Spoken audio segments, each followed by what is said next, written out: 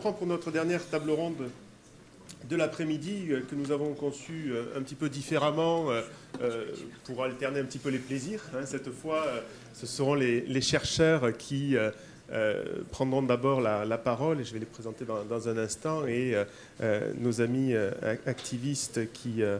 ont bien voulu jouer le rôle plutôt de discutants et de poil à gratter. Dans cette dernière table ronde, on voulait reprendre cette problématique qui, vous l'avez vu, a traversé un petit peu toutes les discussions depuis ce matin du rapport à la violence, des luttes civiques et du rapport à la violence, bien sûr pour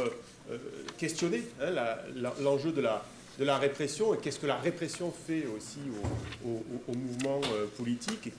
tout ce jeu, toute cette négociation peut-être qui peut se jouer aussi autour de ça, comme nous le disait Samska ce matin de manière très intéressante, mais aussi également à interroger, disons, la frontière parfois poreuse, parfois floue, entre engagement civique et violence. On en a eu quelques exemples aussi tout à l'heure dans la discussion, les logiques légalistes de la manifestation, encadrée ou pas, et les logiques émeutières du saccage, du pillage parfois, comme on a pu le voir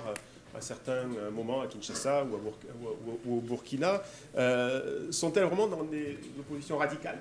Ou est-ce qu'on peut les concevoir dans un continuum ou pas? Je crois que c'est des questions en tout cas que l'on peut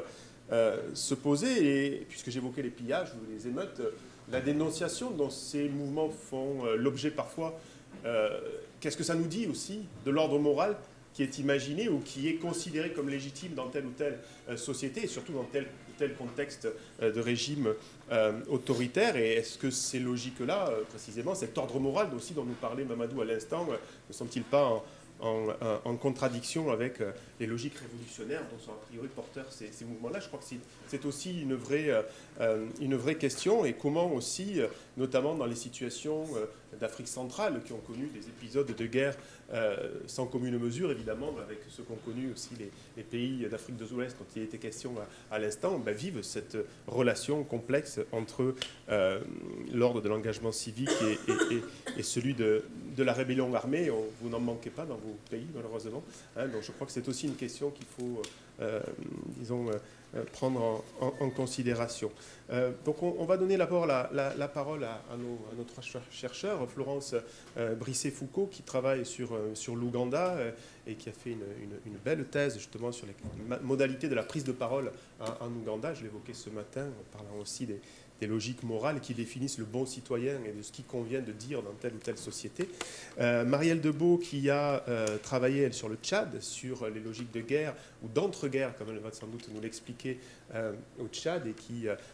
également propose une réflexion sur qu'est-ce que c'est qu'être un combattant et quels sont les statuts sociaux qui sont en jeu dans ces divers engagements et ces diverses rationalités de l'engagement. Et puis Vincent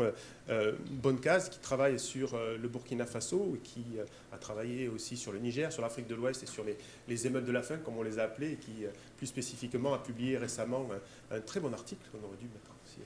en avant, justement sur les pillages pendant l'insurrection civique au Burkina et la signification sociale de ces mouvements. Donc on vous donne la parole, et puis ensuite Floribert Anzoulouni, qui représente le mouvement Filimbi de RDC, a bien voulu accepter notre invitation, et je l'en remercie, à discuter dans ce panel, ainsi que Trésor Nzila, qui est aussi dans la campagne Tournons la page, qu'on a déjà exprimé tout à l'heure, mais représente aussi les mouvements qui se battent au Congo-Brazzaville. Donc merci à tous les deux de jouer le rôle de discutants. Et puis après,